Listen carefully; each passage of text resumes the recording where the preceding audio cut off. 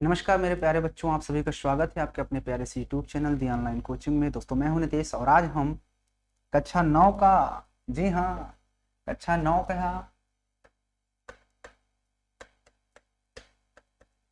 Chapter 3 है। ये कौन सा चैप्टर है? चैप्टर 3 बोले तो निर्देशांक ज्यामिति। निर्देशांक ज्यामिति आज हम एक्सरसाइज करेंगे इसकी। जी हाँ, इसकी एक्सरसाइज करेंगे। हमने इसका परिचय वीडियो को देख लिया है। अगर आपने नहीं देखा तो जाकर देखो। पहले आप इंट्रोडक्शन देखिए इस पार्ट का, उसके बाद आप इस प्रश्नावली को करेंगे। बहुत आसान है, मात्र 2 क्वेश्चन है और बहुत खींच के 10 मिनट के अंदर ही खत्म हो जाएगा। तो देखिए, हमने आपको बताया था पिछले वीडियो में कि जब भी हम निर्देशांक की बात करते हैं तो उसमें 2 लाइन होती हैं इस तरह से। ये वाले को हम एक्स अक्ष बोलते हैं और इस वाले को हम वाई अक्ष बोलते हैं। नहीं, वाई अक्ष बोलते थे कि नहीं बोलते थे? यहाँ पर जो होता था उसे मूल बिंदु बोलते थे, जिसके निर्देशांक 0,0। ये पहला क्वार्तीय तल होता था, ये दूसरा होता था, ये तीसरा होता था और ये चौथा होता था। क्योंकि जब 2 रेखाएं आपस में कट करती हैं समकोण पर तो 4 कार्तीय तल बनते हैं। 4 तल में पहला, दूसरा, तीसरा। पहले में दोनों प्लस में होंगे, भुज और कोटि, और दूसरे में पहला माइनस दूसरा प्लस में होता था। इसमें दोनों माइनस में होते थे और इसमें पहला प्लस बाद वाला माइनस में होता था। ठीक है ना? तो इस तरह से हम निर्देशांक को रिप्रेजेंट करना सीख लिए हैं। आज इसके हम कुछ बेसिक क्वेश्चंस करने वाले हैं, बहुत आसान है। तो आप देखते हैं पहला क्वेश्चन क्या कह रहा है। पहला क्वेश्चन कहता है कि एक व्यक्ति को आप अपने अध्ययन मेज पर रखे टेबल लैंप की स्थिति किस तरह से बताएंगे। यानी कोई व्यक्ति है, उसे आप अध्ययन मेज पर, कोई टेबल है उसमें लैंप रखी हुई है। क्या रखी है? लैंप। उसकी स्थिति आप किस तरह से बताओगे? तो देखो, यहाँ पर डिपेंड करता है आपकी मेज की सिचुएशन पर, आपकी मेज किस तरह की है। तो मैं ये मानता हूँ कि जो मेज होती है बच्चों, जो मेज होती है, मैं ये मान लेता हूँ कि मेज जो होती है वो एक प्रकार से रेक्टेंगल के फॉर्म में होती है। ठीक है ना? उसमें 4 ऐसे रहते हैं, बने रहते हैं ना पैर। इस तरह से 4 पैर रहते हैं नहीं, ऐसे कुछ मेज बनती है। मेरे को मेज बनाना नहीं आता है, ठीक है ना? लेकिन ऐसे कुछ मेज होती है कि नहीं होती है? नहीं होती मेज, होती है ना? आपको पता है नहीं पता? ठीक है ना? तो इस तरह से जो मेज होती है उसको हम बनाएंगे। तो हम मान लेते हैं कि जो मेज होती है वो इस तरह से होती है। देखते हैं इसमें है क्या सिस्टम, तो इसमें से बना देते हैं। ये है, पहले इसको हटा देते हैं। ये देखो, मैं एक मेज बनाता हूँ। यहाँ पे कलर ये ले लेते हैं, एक हम मेज बना देते हैं। ये हम मान लिए कि आपके पास मेज कुछ इस तरह से होगी, होगी कि नहीं मेज? Okay okay. उसके बाद आप, मैं कह दिया कि इसमें जो लैंप रखी हुई है, आपकी जो लैंप की सिचुएशन है, जो आपका लैंप जल रहा है वो यहाँ पर लैंप जल रही है। ये आपकी लैंप है, ठीक है ना? मैंने आपको पहले बताया कि मुझसे लैंप नहीं बनती, दिस इज योर लैंप। ठीक है ना? ये आपका जो बिंदु है, ये पॉइंट, इस पर आपकी लैंप रखी हुई है, इसको मैंने कह दिया ये लैंप है। ठीक है ना? अब आप बैठे हो, कहता है आप जहां पे बैठे हो, तो मेज पर बेसिकली आप किसी न किसी कोने में बैठे होगे ना। तो मैं आपकी सिचुएशन मान लेता हूं कि तुम यहां पर बैठे हो, ये यहां पर, ये तुम हो। ये क्या हो बच्चों? ये तुम बैठे हुए यहां पर, ये तुम बैठे हुए, ये तुम हो, ये बैठे हुए। ठीक है ना? This is your figure, this is your figure by Nirala. ये आपका फिगर मैंने बना दिया है, यहाँ पर आपको मैंने बैठा दिया है। ठीक है? अब मैंने आपको यहाँ पर बैठा दिया है, कुर्सी लगा करके या जमीन में, जैसे भी समझ लो। अब आप यहाँ, ये पॉइंट होता है। अब आपको ध्यान से देखोगे, आपको अगर इसमें इस तरह बढ़ा दूं और इसको भी इस तरह बढ़ा दूं तो आपको ये 4 क्वाड्रेंट नहीं दिख रहे हैं? तो आप किसी न किसी इस क्वाड्रेंट में बैठे हुए हो। तो इसके बाद हम मान लेते हैं 0 होता है, फिर ये 1 आता है, फिर ये 2 आता है, फिर ये 3 आता है, फिर 4 आता है, फिर 5 आता है। उसी तरह इधर भी होता है, 1 होता है, ये 2 होता है, ये 3 होता है,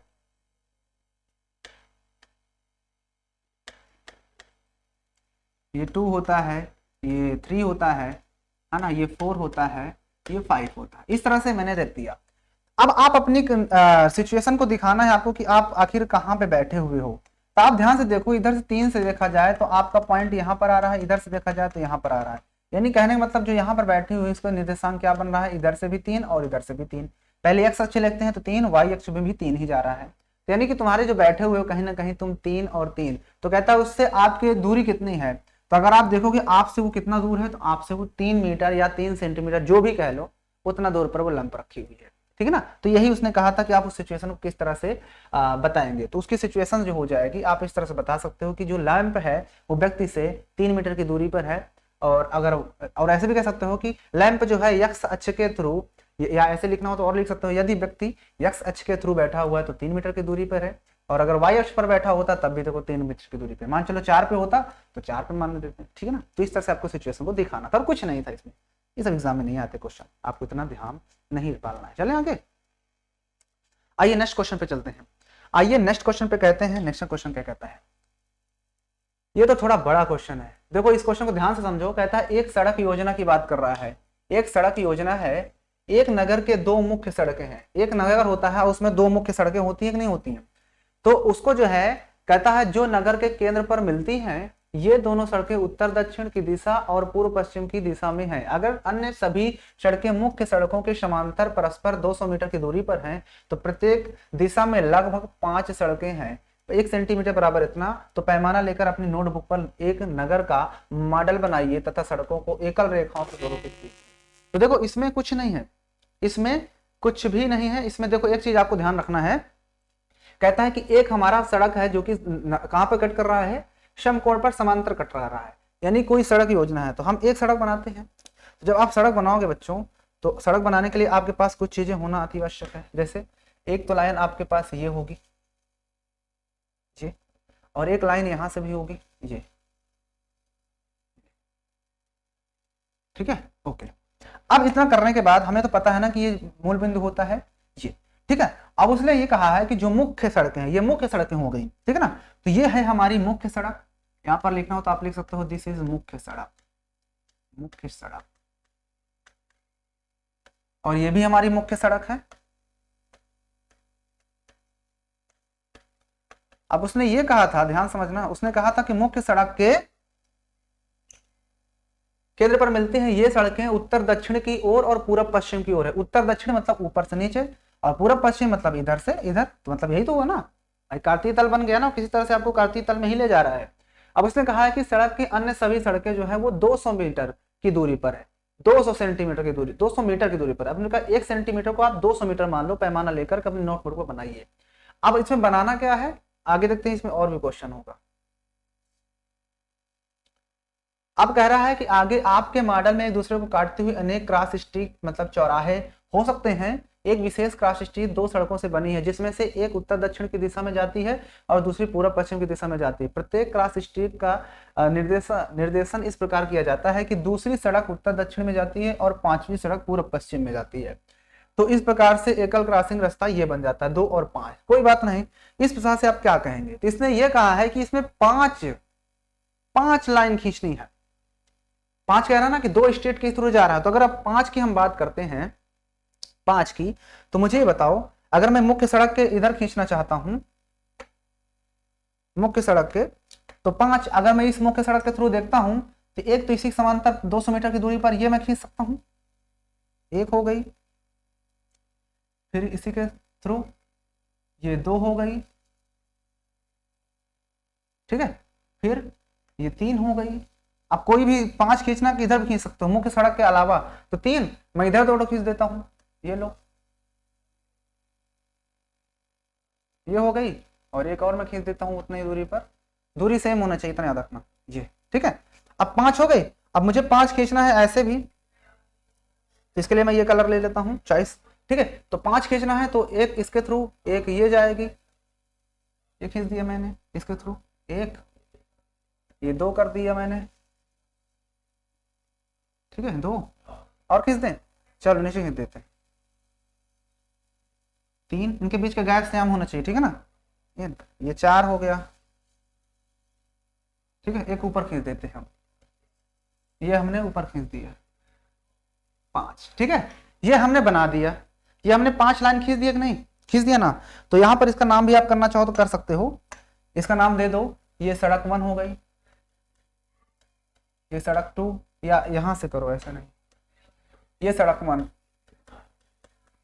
ये सड़क 2, ये सड़क, ये तो मुख्य है, ये सड़क 3, ये सड़क 4 हो गई आपकी, ये सड़क 5 हो गई आपकी, ठीक है। उसी तरह से इधर भी आप लिख सकते हो, ये लिख दो, ये सड़क 1, ये सड़क 2, ये सड़क 3, ये सड़क, ये वाली सड़क 4 हो जाएगी, ये सड़क 5 हो जाएगी। ठीक है, ओके। अब देखो ये तो मूल बिंदु था, ये तो मूल बिंदु है, मतलब ये तो 0, 0 रहेगा ही। अब उसने ये कहा था कि अगर कितनी क्रॉस स्ट्रीट होंगी जो कि 4, 3 माना जा सकता है, 4, 3 के थ्रू कितनी बनेगी। तो अगर हम 4 ले रहे हैं x पर, तो अगर x पर हम 4 ले रहे हैं, ये 4 और 3, ये 3, ये 4, देखो ये वाली 4 यहां आ रही है और 3 इधर आ रहा है, यानी ये वाला जो पॉइंट बना बच्चों, ये वाला पॉइंट, यही तो हमारा बना ना 4, 3। ओके। अब उसके बाद देखो दूसरा क्या कर रहा था, दूसरा कहता कितनी क्रॉस स्ट्रीट 3, 4 माना जा सकता है, 3 और 4, यानी अब इसमें 3 लेना है, तो 3 ये वाली है और 4 वाली कहां कट कर रही है, यहाँ पर। तो 3 और 4 सिर्फ एक ही जगह तो कट कर रही है ना, तो 3, 4। तो आप इसमें लिख सकते हो कि इसमें के कितने आंसर हो गए भाई, एक ही जगह तो मिल रहा है 3, 4, और कहीं मिल पा रहा है क्या। और इसमें भी आप देख सकते हो 3, 4 एक ही, 4, 3 भी एक जगह मिल रहा है, ठीक है ना। तो अब यहाँ पर आपको लिखना है कि कितनी हो सकती है, तो यहाँ पर लिख देना केवल एक, ठीक है ना, केवल एक ही क्रॉस स्ट्रीट है, और इसमें भी केवल एक ही हो जाएगा, केवल एक ही क्रॉस स्ट्रीट बन सकती है, ठीक है ना। हमने देखा ना कि एक ही जगह फिर चौराहा बनेगा, अगर 4, 3 के हिसाब से देखो, चाहे 3, 4 के हिसाब से, तो लिख देना केवल एक ही क्रॉस स्ट्रीट माना जा सकता है, इसमें भी लिख देना केवल एक ही क्रॉस स्ट्रीट बनेगी इस फॉर्म में, ठीक है। बस ये था इसमें, और कुछ था ही नहीं। आइए चलते हैं आगे, बढ़ते हैं, कुछ और चीजों को सीखते हैं। अब हमारा एक्सरसाइज 3.1 खत्म हो गया, अब 3.2 पर चलने वाले हैं। इसमें भी हम कुछ चीजों को देखेंगे जो कि मैं आपको ऑलरेडी बता चुका हूं। तो आइए 3.2 को भी देख लेते हैं, इसमें क्या है, ठीक है ना। बहुत आसान है, मैंने आपको बताया था कौन सा चतुर्थांश कहाँ पर, पहला, दूसरा, तीसरा सब बता चुका हूँ। ये ओरिजिन होता है, इधर की चीजें धनात्मक, इधर की ऋणात्मक, ऊपर धनात्मक, नीचे ऋणात्मक, सब बता चुके हैं आपको। आइए, ये इसमें मैंने आपको निर्देशांक रिप्रेजेंट करना कैसे होता है वही आपको सीखना है अगली एक्सरसाइज में। तो आओ एक्सरसाइज को देखते हैं और चीजों को सीखते हैं, समझते हैं। आइए आइए आइए आइए,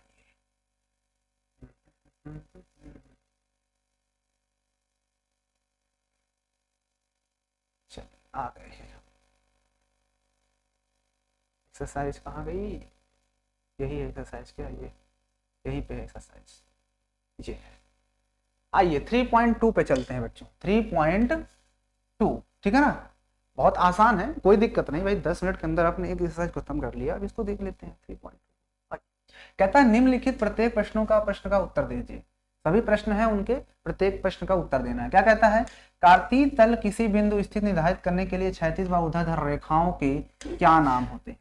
तो उसने कहा कि जो क्षैतिज और ऊर्ध्वाधर रेखाएं होती हैं तो उनके नाम क्या क्या होते हैं। तो आप जानते हैं कि क्षैतिज को हम हॉरिजॉन्टल बोलते हैं और जो हमारा ऊर्ध्वाधर होता है उसे क्या बोलते हैं। तो आपके पास 2 रेखाएं होती हैं बच्चों, इस तरह से, ये इस तरह से 2 रेखाएं कट करती हैं कि नहीं करते। तो जो ये वाली रास्ता होती है इसको हम यक्ष अक्ष बोलते हैं, इसी को तो हम यक्ष अक्ष बोलते हैं। और जो ये वाली होती है इसको हम वाई अक्ष बोलते हैं। बोलो बोलो, वाई अक्ष बोलते हैं कि नहीं बोलते। तो इसी तरह से ये वाई डैश अक्ष हो जाता है और ये यक्ष डैश अक्ष हो जाता है। और इसके साथ ही हम ये भी जानते हैं कि जो ये वाली रेखा होती है उसको ऊर्ध्वाधर बोलते हैं, सॉरी कौन कौन सी, क्षैतिज, क्या बोलते हैं इसको, ये होती है क्षैतिज। ये क्या होती है, ये क्षैतिज हो जाती है, ठीक है, क्षैतिज रेखा होती है। और ये वाली जो रेखा होती है इसको हम ऊर्ध्वाधर बोलते हैं, क्या बोलते हैं, ऊर्ध्वाधर। अगर इंग्लिश में बात करते हैं, अगर आप इंग्लिश के बारे में जानना चाहते हो तो इसको तो हम क्या बोलते हैं, इसको बोलते हैं हॉरिजॉन्टल, नहीं वर्टिकल, क्या बोलते हैं, वर्टिकल। और ये जो होता है इसको हॉरिजॉन्टल बोलते हैं, क्या बोलते हैं, हॉरिजॉन्टल, ठीक है ना। स्पेलिंग थोड़ा गड़बड़ हो सकती है, स्पेलिंग में ध्यान दो, ठीक है ना। आपको इस चीजों को देखना है, बस हो गया, ठीक है। तो ये ऊर्ध्वाधर होता है, क्षैतिज रेखा किसका नाम हो जाएगा, यक्ष अक्ष को बोलते हैं, और ऊर्ध्वाधर किसको बोलते हैं, वाई अक्ष बोलते हैं। तो इसने यही पूछा था कि क्षैतिज और ऊर्ध्वाधर रेखाओं के क्या नाम है। तो यहाँ पर आंसर लिखोगे, क्या लिखोगे, सबसे पहले क्षैतिज। तो यहाँ पर हल में या उत्तर लिखना हो, जो भी उत्तर डालो इसमें, क्योंकि इसमें प्रश्न कुछ अजीब सा है ना, इसलिए इसको यहाँ पर डालो उत्तर। क्या डालोगे, उत्तर पहले का क्या है, क्या पूछा था, क्षैतिज रेखा। तो क्षैतिज रेखा इक्वल टू हम किसको बोलते हैं बच्चों, यक्ष अक्ष को बोलते हैं। दूसरा ऊर्ध्वाधर, ऊर्ध्वाधर रेखा, तो ऊर्ध्वाधर रेखा जो होती है उसको हम वाई अक्ष को बोलते हैं। बताओ, इतना आसान क्वेश्चन ही पूछता है, आपको लगता है इतना आसान भी एग्जाम में देता होगा, इतना आसान एग्जाम में नहीं देता है, ठीक है ना, इतना आसान एग्जाम में नहीं देता है, राइट। चले आगे, बहुत सही, क्या बात है। आइए नेक्स्ट क्वेश्चन को देखते हैं। आइए नेक्स्ट क्वेश्चन चलते हैं। यहां पर दिया है नेक्स्ट क्वेश्चन, कहता है कि इन दो रेखाओं से बने तल के प्रत्येक भाग का नाम लिखो। अब बताओ, कहता अभी होने ना ऊर्ध्वाधर होता है और एक क्षैतिज होता है, तो उनके थ्रू जो बनते हैं जो चतुर्थांश बनते हैं, कहता ना उनके जो तल बनते हैं उन प्रत्येक तल के भाग के नाम बताओ। तो आप इस क्वेश्चन को जब हल करोगे, दूसरा वाला उत्तर दूसरे का क्या हो जाएगा, यहीं पे बता देता हूं। दूसरा तो उसने ये कहा है, उसने ये कहा बच्चों, यहां पर ये कहा है कि उन दो तल से, यानी कि जो हमने दो रेखाएं खींची थी, इस तरह से हमने खींचा और एक इस तरह से खींचे थे, हमने सीखा कि इसमें क्या बनता है, ये वाले को हम क्षैतिज बोलते हैं रेखा, ये क्षैतिज होती है और ये ऊर्ध्वाधर होती है। क्या होती है, ऊर्ध्वाधर। तो उसने कहा इनके थ्रू जो बने हुए चतुर्थांश बनते हैं तल, उनके नाम बताओ। तो हमें पता है जब दो रेखाएं ऐसे कट करती हैं समकोण पर, तो ये तो मूल बिंदु होता है, ये पहला तल बनता है, ये दूसरा तल बनता है और ये तीसरा तल बनता है, ये चौथा तल बनता है, ये चौथा तल। तो उसने कहा सभी तल के नाम बताओ। तो कहता है तो यहाँ पर लिखना तलों के नाम, या लिखना तल के नाम, तल के नाम आगे डैश करके लिख देना। क्या लिखोगे, प्रथम चतुर्थांश, जो पहला होता है उसे प्रथम चतुर्थांश बोलते हैं, नहीं बोलते, प्रथम चतुर्थांश, कामा लगा के लिखना द्वितीय चतुर्थांश, द्वितीय चतुर्थांश, कामा लिखना तृतीय चतुर्थांश, तृतीय चतुर्थांश और कामा लगा के चतुर्थ चतुर्थांश, चतुर्थ चतुर्थांश। वो आपसे प्रकार से, ये प्रकार से वो क्या करता है, वो पूछना चाहता है कि छोटे छोटे पॉइंट आपको पता है या नहीं पता। इतने छोटे छोटे पॉइंट भी एग्जाम में नहीं आते हैं, बहुत रेयर केस में पूछ लिया आपसे ऑप्शनल क्वेश्चन में तो ठीक है, तो ये छोटे छोटे पॉइंट होते हैं। हमको वो नहीं करना है कि ऐसे क्वेश्चन इसमें क्यों पूछ रहा है, मैथ है, मैथ में ऐसे क्वेश्चन क्यों पूछ रहा है, तो आपको घबराना नहीं है। इस तरह क्वेश्चन कभी कभी वो पूछ लेता है, ठीक है। चले आगे, आइए। तो इसमें क्या पूछ रहा, तल के नाम क्या होते थे, प्रथम चतुर्थांश, दूसरे वाले का द्वितीय चतुर्थांश, तीसरे वाले का तृतीय चतुर्थांश, चौथे का चतुर्थ चतुर्थांश। इंग्लिश में first quadrant, second quadrant, third quadrant and fourth quadrant, ठीक है। आइए अगले क्वेश्चन पे चलते हैं। दूसरा क्वेश्चन यहाँ पर देखो क्या कह रहा है। दूसरा क्वेश्चन कह रहा है तीसरा कि उस बिंदु का नाम ज्ञात कीजिए जहां ये दोनों रेखाएं प्रतिच्छेदित करती हैं। कहता है दोनों रेखाएं ऐसे होती हैं ये, तो उस बिंदु को निर्देशांक बताना है जो एक दूसरे को प्रतिच्छेदित जहां पे करते हैं। तो अगर मैं ये दो रेखाएं खींचता हूँ एक्स अक्ष और वाई अक्ष, तो ये दोनों एक दूसरे को कहाँ पे प्रतिच्छेदित करते हैं, यहाँ पर। और इसको क्या बोलते हैं, इसी को हम मूल बिंदु बोलते हैं। क्या बोलते हैं, मूल बिंदु। और उसके निर्देशांक क्या होते हैं, 0,0। तो उसने कहा है कि उस बिंदु का नाम ज्ञात कीजिए, नाम बताइए जहां पर ये दोनों रेखाएं प्रतिच्छेदित करती हैं। तो इसका जो आंसर आप लिखोगे, इसका उत्तर, तो यहाँ पे उत्तर ऐसे डालोगे, उत्तर डाल के लिखना दोनों रेखाएं, लिखना दोनों रेखाएं मूल बिंदु पर प्रतिच्छेदित करते हैं। मूल बिंदु कम ब्रैकेट में लिख देना 0,0 पर प्रतिच्छेदित करती है, पर प्रतिच्छेदित करती है ना, सिंपल। अब बताओ आपको क्या समझ में नहीं आया इसमें। दोनों रेखाएं क्या करती हैं, एक दूसरे को मूल बिंदु पर प्रतिच्छेदित करती हैं। आइए अब नेक्स्ट क्वेश्चन पे चलते हैं बच्चा। अगला क्वेश्चन यहाँ पर दिया है क्वेश्चन नंबर 3। क्वेश्चन नंबर 3 में क्या कह रहा है, कह रहा है कि आकृति 3.14 देख करके, आकृति 3.14 कहाँ पे है, नीचे है क्या, यही है क्या 3.14, यस ये आकृति है हमारे पास। इस आकृति को देखना है और बताना है कि बी के निर्देशांक क्या होंगे, किसके, बी के निर्देशांक। तो पहले क्वेश्चन में इसमें का जो आंसर पूछा है कि बी के निर्देशांक क्या होंगे, तो आइए इसको हटा देते हैं। तो ये था कौन सा क्वेश्चन, दूसरे का पहला। तो दूसरे का पहला बी के निर्देशांक, बी के निर्देशांक तो पता है ना, पहले एक्स अक्ष लिखते हैं फिर वाई अक्ष वाला लिखते हैं, इक्वल टू क्या हो जाएंगे, आइए देखते हैं। आइए बी के निर्देशांक क्या होंगे, चलो इसमें देखो बी कहाँ है, ये है बी, बी यहाँ पर है, ये बी है। तो बी देखा जाए पहले एक्स अक्ष लिखा जाता है ना, एक्स अक्ष, तो एक्स अक्ष इधर ये वाला एक्स अक्ष मतलब कि -5 तक आया है, और फिर वाई अक्ष लिखते हैं, वाई में गया है 2 तक, प्लस का 2 तक, है ना। तो -5 और 2 क्या हो जाएगा, -5 2, क्या हो जाएगा, -5, 2 हो गया। आइए सेकंड क्वेश्चन देखते हैं क्या था। कितना आसान क्वेश्चन को पूछ रहा है आपसे, खिलवाड़ कर रहा है हमसे, ये खिलवाड़ कर रहा है। दूसरा क्वेश्चन में पूछा इसने कि सी के निर्देशांक क्या होंगे। तो देखो सी कहाँ है, सी कहाँ पे है, ये है सी, ये है सी।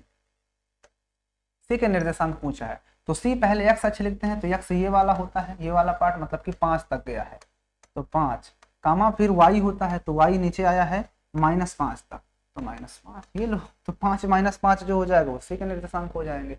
सी के निर्देशांक क्या हो जाएंगे, 5 - 5, ठीक है, 5 - 5। आइए थर्ड क्वेश्चन पे चलते हैं। थर्ड क्वेश्चन पे, थर्ड क्वेश्चन देखिए क्या कह रहा है। थर्ड में कह रहा है निर्देशांक -3 - 5 द्वारा पहचाना गया बिंदु। अब देखना -3 - 5 कहाँ पे है, -3 - 5 ये है, -3 - 5 ये देखो, -3 तो पहले मतलब कि x है -3, ये हो गया -3, इसी को बोलेंगे ना। अब फिर y h लिखते हैं, y है -5 ये, यानी कि -3 - 5 का नाम क्या है, e है, क्या है, e। तो -3 - 5 वाले का जो नाम होगा वो हो जाएगा, उसका आंसर e है, उस बिंदु का नाम क्या है, e है, ठीक है। चलिए आइए चौथा नंबर का देखते हैं। चौथा नंबर देखते हैं क्या कहता है कि निर्देशांक 2 - 4 द्वारा पहचाना गया। 2 - 4 अब देखते हैं, 2 - 4 तो 2 - 4 यानी कि प्लस में 2 जाएगा और माइनस का 4, तो ये है 2, ये है -4। देखो ये इधर प्लस में 2 और माइनस का 4 इधर जा रहा है, ये मतलब इस पॉइंट का नाम होगा जी का 2 - 4, क्योंकि पहले x अक्ष लिखते हैं फिर y अक्ष, तो 2 - 4 का नाम क्या है, जी का। किसका नाम है, जी का।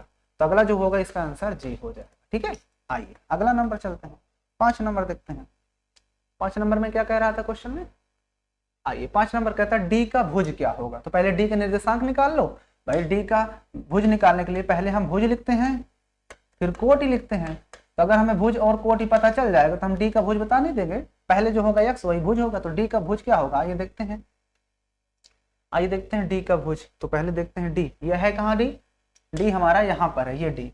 तो डी के निर्देशांक क्या होंगे, पहले इधर जाना पड़ेगा मतलब कि 6 तक जाएगा, फिर y लिखते हैं, y मतलब ये ऊपर, मतलब ये वाला पार्ट 2, तो 2 हो गया। तो भुज पूछा था तो भुज पहले वाला होता है भुज, बाद वाला होता है कोटि। तो हमारे पास आंसर क्या हो जाएगा, डी का भुज 6 हो जाएगा, डी का भुज 6। तो यहाँ पर लिखो डी का भुज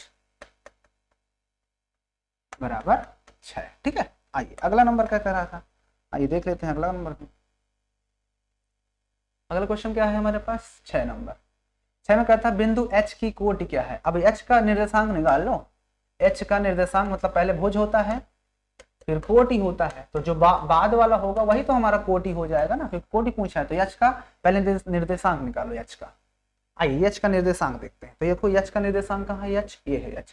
तो H के निर्देशांक क्या हो जाएंगे, पहले x अक्ष मतलब ये मतलब -5, फिर ये वाला पार्ट होगा -3।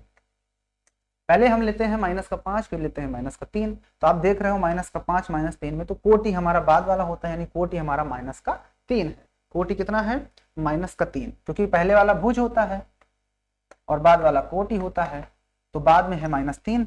तो जो H का कोटि होगा वो क्या होगा, H का कोटि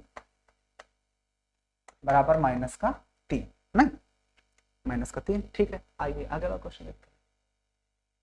अगला क्वेश्चन क्या कर रहा है, L के निर्देशांक। अब आप कर लोगे, L के निर्देशांक पूछा है तो यानी x और y। तो L कहाँ पे है, देखते हैं, ये L रखा हुआ है, मतलब L इसी में रह गया, इसी में रह गया L। देखो L जो है वो इसी लाइन पे रह गया है यहाँ पे, मतलब कि x कितना है, 0 रहा होगा तभी तो y पे 5 गया भाई। तो L के निर्देशांक कितने हो जाएंगे, 0 5। आप यहीं पे देख लो इसको, तो L के निर्देशांक 0 5, ठीक है, क्योंकि x में तो गया नहीं, बस यहीं पर ये पॉइंट रह गया। तो जब कोई पॉइंट हम जानते हैं कि y अक्ष पे रहता है तो उस सिचुएशन में x का मान 0 होता है, अगर x में रहता है तो y का मान 0 होता है। तो इसमें तो y में है इसलिए x का मान 0 होगा और 5 रहेगा, तो 0 5 हो जाएंगे L के निर्देशांक। उसने पूछा था ना कि L के निर्देशांक क्या होंगे, चलो लिख देते हैं यहाँ पे, L के निर्देशांक इक्वल टू 0, 5, ठीक है। आइए अगला क्वेश्चन देखते हैं। आइए अगला क्वेश्चन क्या कर रहा है, लास्ट है, कहता है बिंदु M के निर्देशांक। M देखते हैं, आइए M देख लेते हैं। अंत भला तो सब भला। एम के निर्देशांक कहाँ है? एम, एम बाबू कहाँ है? एम, ये है एम, ये है एम, यम, ये है यम। तो यम के निर्देशांक क्या होंगे? यम मतलब कि यहीं पे रह गया, यानी कि ये यहाँ से यहाँ तक आया है, बस यहीं तक तो आया, इसके बाद कहीं गया है क्या ये? यानी कि ये यक्ष पर आया है -3 और यहीं पर रह गया है, 0 गया ही नहीं। इसका मतलब कि -3, 0 जो होगा वो एम के होंगे। यम के निर्देशांक -3, 0। यम के निर्देशांक क्या हो जाएंगे? यम के निर्देशांक क्या होंगे? -3, 0 ना। देख लेते हैं एक बार फिर से। -3, 0, यस, -3, 0 जो हो जाएंगे वो m के निर्देशांक हो जाएंगे। ठीक है, बात समझ में आई? तो इस तरह से आपका ये क्या होता है, फिनिश हो जाता है बच्चों आपका ये एक्सरसाइज भी। आइए देखो इस चीज को भी देखो, यहाँ पर अब ये एक्सरसाइज फिनिश हो गई, इसमें कोई क्वेश्चन नहीं बचे हैं। ठीक ना, अब इसमें कोई भी क्वेश्चन नहीं बचा। अच्छा थोड़ा नंबरिंग गड़बड़ हो गया, ठीक है ना। ये जो 6 नंबर के बाद ये 7 नंबर था हमारा, क्या था? ये 7 नंबर है। देखो एच की कोटि 5, ये 7 नंबर था और ये 8 नंबर का, क्योंकि मैंने एल का निर्देशांक जो था उसको मैंने वहीं बता दिया था। ठीक है, आइए तो आप समझ जाएंगे इस चीज को, इतना छोटी मोटी चीज है। आइए आगे भी क्वेश्चन है।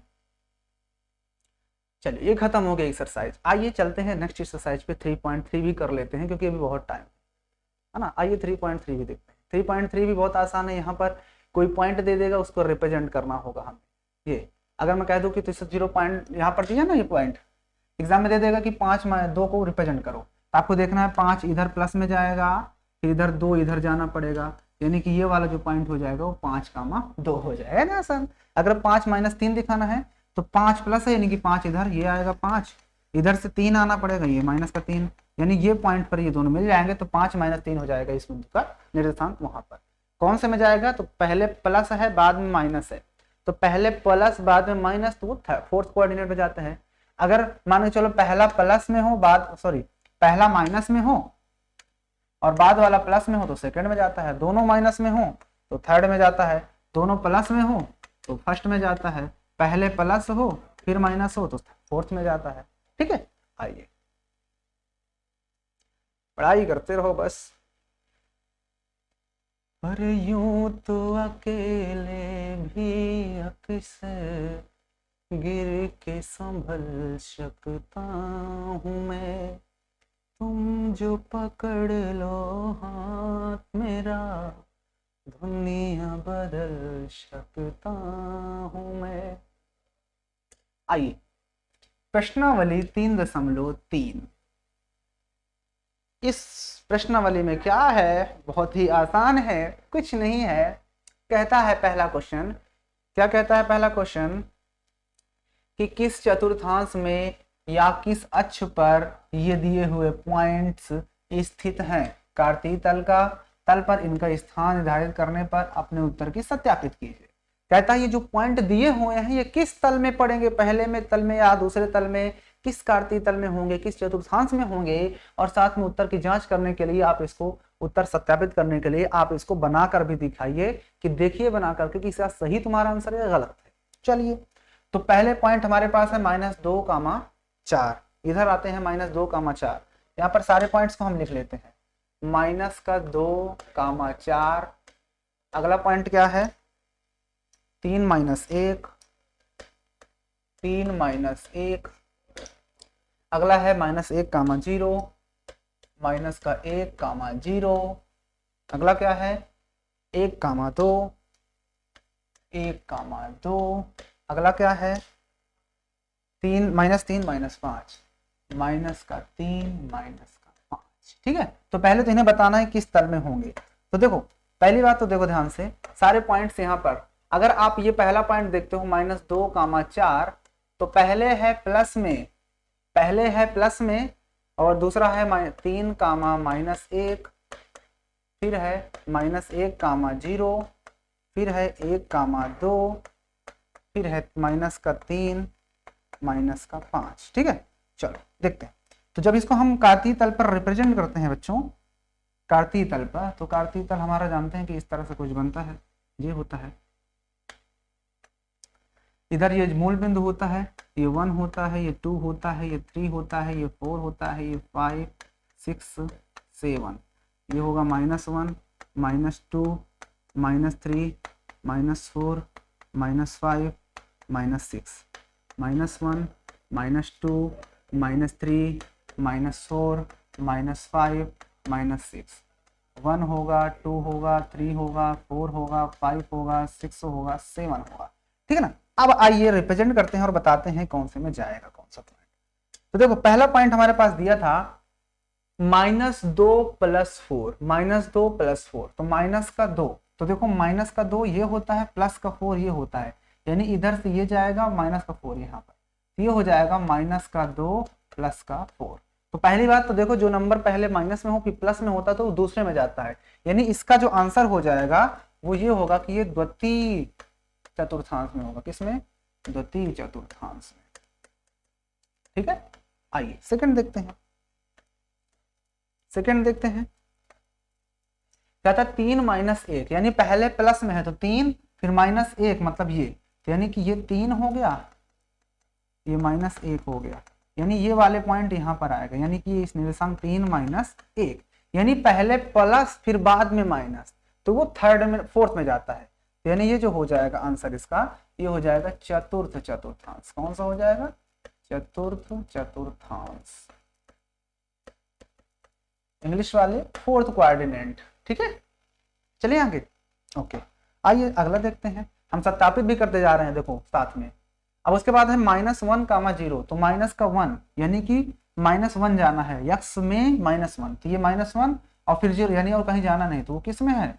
यहीं पर रह जाएगा -1, 0। ठीक है, तो -1, 0 क्या है? यक्स अक्ष पर है, तो यहाँ पर लिख दो सीधा सीधा यक्स अक्ष की ऋणात्मक दिशा, पूरा लिखना हो लिख दो ऋणात्मक दिशा, या सीधे सीधे यक्स अक्ष पर भी लिख दोगे तब भी सही, क्योंकि y का वैल्यू 0 है। अगर ये 0 होता, y वाला दिया होता तो वो यक्स अक्ष पर रह, y अक्ष पर रह जाता। ठीक है, आइए अगला देखते हैं। कहता है अब कि -1 और 2, यानी कि दोनों प्लस में है, दोनों प्लस में 1 और 2, तो पहले 1 फिर 2, तो 1 ये गया 2 ये गया, यानी ये ऐसे बढ़ेगा ऐसे बढ़ेगा, तो ये निर्देशांक जो होगा वो होगा 1, 2, यानी जब दोनों प्लस में होते हैं तो पहले वाले क्वाड्रेंट में जाते हैं। इसका आंसर हो जाएगा प्रथम चतुर्थांश। क्या होगा? प्रथम चतुर्थांश।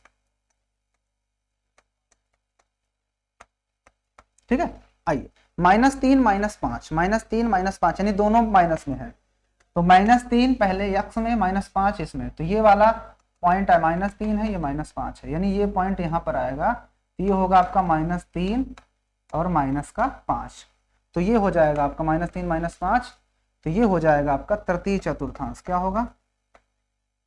कैसे लिख रहा हूं?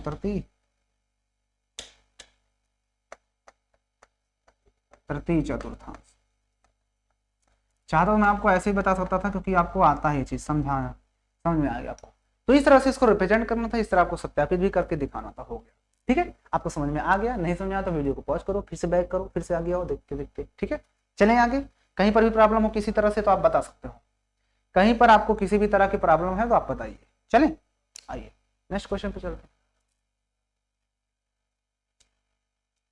हो ये क्वेश्चन है, अभी और भी नीचे है? बस हो गया? अरे भैया ये एक्सरसाइज भी फिनिश ही है। ये एक्सरसाइज भी फिनिश ही हो जाएगी और साथ में ये चैप्टर भी फिनिश हो जाएगा, इसके आगे नहीं है, इसमें सारांश खत्म है, ये प्रश्नावली ही खत्म है। तो क्या बात है, ये आओ ये क्वेश्चन को देखते हैं। इस क्वेश्चन में कह रहा है कि अक्षों पर दूरी का उपयुक्त एकक लेकर के नीचे दिए गए बिंदुओं को तल पर आलेखित कीजिए। यहाँ पर ये पॉइंट दिए हैं, इनको हमें दिखाना है, तो क्या करना है? वही काम करना है आपको, पहले इधर बनाना है इस चीज को, ये हमने बनाया, लाइन खींचा, एक इधर से भी खींच देना अपना। अब जाहिर सी बात है इसमें ये चीज जरूर बना दिया करो, क्योंकि हमारे जो ये है ना, ये क्या है? लाइन होती है, इसलिए ये चीज बनाना बहुत जरूरी होता है। तो ये तो हो जाएगा आपका यक्स अक्ष, ये वाई अक्ष हो जाएगा, ये हो जाएगा वाई डैश अक्ष। ऐसे पूरा लिखना जरूरी रहता है, नहीं तो वाई डैश, हाँ, ये यक्स डैश अक्ष हो जाएगा। ये हो जाएगा आपका यक्स डैश एच, ठीक है ना। अब जो जो कहा था उसको प्रदर्शित करने से पहले हमें कोई भी उसने कहा था अपने से डाटा मान लो, तो हम ये 1 मानते हैं, ये 2 है, ये 3 है, थोड़ा सा और दूर दूर लेते हैं, 1, ये 2, ये 3, ये 4, ये 5, इधर माइनस का 1, माइनस का 2, माइनस का 3, माइनस का 4, इधर 1, 2, 3, 4, 5, इधर -1, -2, -3, -4, -5, ठीक है। अब उनके बीच का गैप सेम होना चाहिए। तो उसने पहले कहा था कि -2 और y में 8 लो, यानी कि -2 यानी कि पहला जो निर्देशांक बनेगा वो ये बनेगा ना, ये तो -2 और 8 को दिखाना है, तो -2 तो मिल जाएगा और 8 ऊपर जाना पड़ेगा, और इसलिए मैं क्या करूंगा, इस चीज को थोड़ा सा और ऊपर बढ़ाना पड़ेगा। आप समझ जाना इस चीज को, मैं और ऊपर थोड़ा बढ़ा देता हूँ इस चीज को ऐसे, ठीक है। तो ये 6 है, 5, फिर 6 आएगा, फिर 7 आएगा, फिर यहाँ पे 8 आएगा ना, सबसे ऊपर 8 आएगा। एक काम करते हैं ना, कोई दिक्कत नहीं, चलो हम इसे छोटा ही कर देते हैं ताकि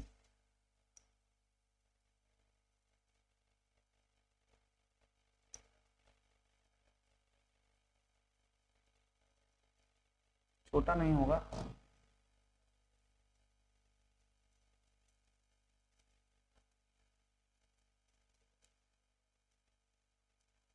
हाँ अच्छा,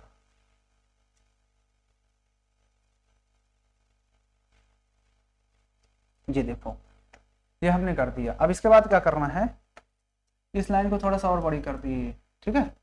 तो इसको मैं हटा देता हूँ इस चीज को, ये हो गया आपका 5,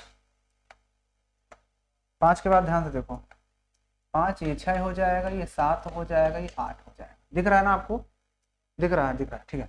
अब उसके बाद उसने पहला पॉइंट दिया था कि -2 और 8 लेना है, तो -2, ये -2, 8 यहाँ पर, तो यानी कि ये पॉइंट जब डैश डैश अगर आप मिलाना भी चाहते हो इस चीज को डैश डैश, तो ये पॉइंट जो आएगा -2 और 8, तो ये पॉइंट यहाँ पर कहीं ना कहीं हो जाएगा -2 और 8, ठीक है। उसके बाद दूसरा पॉइंट उसने क्या कहा है कि 1 और 7 लो, यानी कि -1 और +7, y में 7 और -1 7 लेना है, तो -1 यही आएगा और 7 ये आएगा, यानी जो पॉइंट वो वाला आएगा दूसरा वाला वो यहाँ पर आएगा कहीं ना कहीं, तो ये पॉइंट जो होगा वो होगा -1 और 7, ठीक है, ओके। अगला पॉइंट लेना है 0 और -1.25, 0 लेना है x में और माइनस में क्या है 1.25, यानी कि कहीं ना कहीं 1 के बाद यहाँ पे, और उसमें 0 लेना, तो वो पॉइंट जो है वो यहीं का यहीं रह जाएगा, 0, -1.25, ठीक है, ओके। इस तरह से रिप्रेजेंट करना है। अगला था 1 और 3 लेना है, 1 3, तो यानी 1 और 3, तो यानी वो पॉइंट जो होगा वो कहीं ना कहीं यहाँ पर आ जाएगा, 1, 3, ठीक है। अगला पॉइंट क्या था 3 - 1 लास्ट वाला, तो 3 - 1, तो 3 तो ये आया और -1 ये आया, यानी कि ये पॉइंट जो होगा वो ये यहाँ पर हो जाएगा, ये हो जाएगा पॉइंट 3, -1। तो इस तरह से इनको दिखाना था, इसमें हमने दिखा दिया। उम्मीद है आपको समझ में आ गया होगा कि कैसे ग्राफ पे रिप्रेजेंट करते हैं, चीजों को अच्छे से आपने समझ लिया है, ठीक है ना। और इसके बाद अब इस चैप्टर में इस स्लाइड में कुछ भी नहीं बचा है, हमने सब कुछ सीख लिया है। ज्यामिति यहाँ पर उसने सारांश भी देखो दिखा दिया है। सारांश में उसने क्या दिखाया है, सारांश क्या है कि अध्याय में आपने निम्नलिखित विधियों का अध्ययन किया। तल में वस्तु या बिंदु निर्धारित करना है, कैसे हम निर्धारित करते हैं। तल को कार्तीय तल या निर्देशांक तल कहा जाता है और रेखाओं निर्देशांक अक्ष कहा जाता है, यानी कि जो तल होते हैं उसमें निर्देशांक तल होता है, जो हम निर्देशांक को रिप्रेजेंट करते हैं दो ठो, वो निर्देशांक तल होते हैं, और निर्देशांक अक्ष मतलब होता है किस अक्ष पर है वो, उसको निर्देशांक अक्ष कहा जाता है, ठीक है। अगला उसने ये कहा था क्षैतिज रेखा को x अक्ष और y ऊर्ध्वाधर को कहा जाता है, यानी क्षैतिज जो होता है जब ये लाइन होती है ना, तो ये वाली जो लाइन होता है ये x अक्ष वाली को हम क्षैतिज बोलते हैं, y अक्ष वाली को ऊर्ध्वाधर बोलते हैं, ठीक है।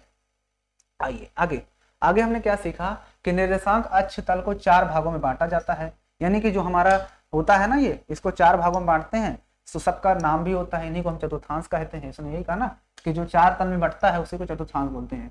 अक्षों के प्रतिच्छेदन बिंदु को मूल बिंदु कहते हैं, जहां पर अक्ष दोनों प्रतिच्छेदित करते हैं उसको मूल बिंदु कहा जाता है। वाई अक्ष को किसी बिंदु पर दूरी को उसका x निर्देशांक या भुज कहा जाता है।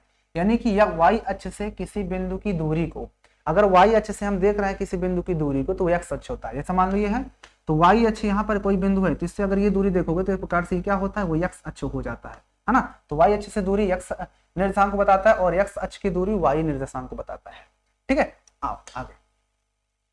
यदि कोई बिंदु x हो और कोटि y हो तो उसे इस बिंदु से निर्धारण करते हैं। जाहिर सी बात है, क्योंकि हमें पता है कि जब भी हम कोई पॉइंट को निर्धारण करते हैं तो पहले भुज लिखते हैं, पहले हम भुज लिखते हैं जिसको अंग्रेजी में एब्सिसा बोलते हैं, और बाद में हम ऑर्डिनेट लिखते हैं जिसको हम इंग्लिश में, हिंदी में कोटि बोलते हैं।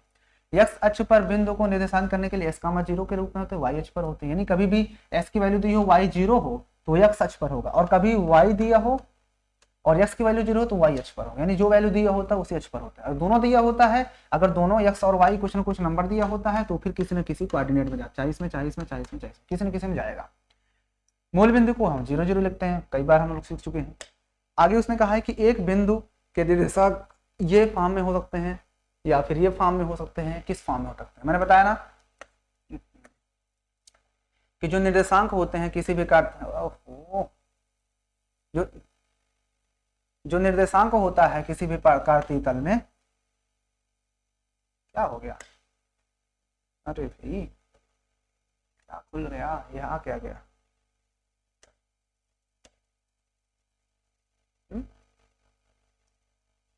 ये आया किससे,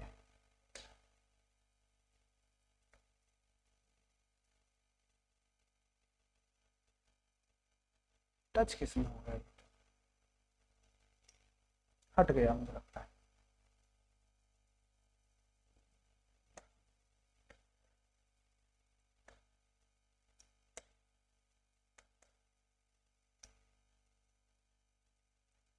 ये आया क्या, हमको समझ नहीं आ रहा।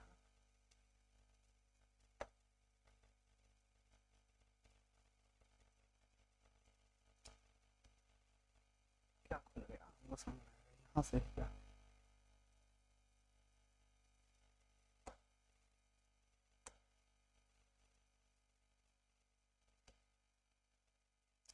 ठीक है ना। तो इस तरह से ये क्या होता है, आपका चैप्टर फिनिश हो जाता है। और ये पता नहीं इसमें क्या हो गया, हमको समझ नहीं आ रहा है क्या हो गया।